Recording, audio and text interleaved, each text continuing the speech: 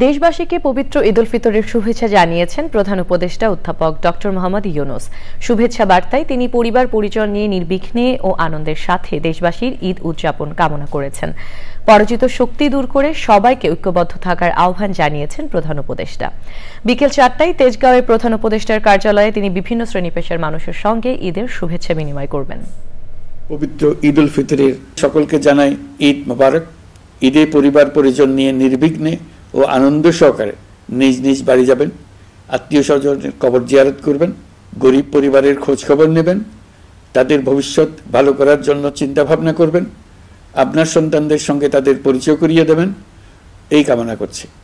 ঈদের জামাতে দলমত নির্বিশেষে সবাই যেন পরাজিত শক্তির সকল প্ররোচনা সত্ত্বেও সুদৃঢ়ভাবে ঐক্যবদ্ধ থাকেন, সেজন্য আল্লাহর কাছে মোনাজাত করবেন, এই আহ্বান জানাচ্ছি।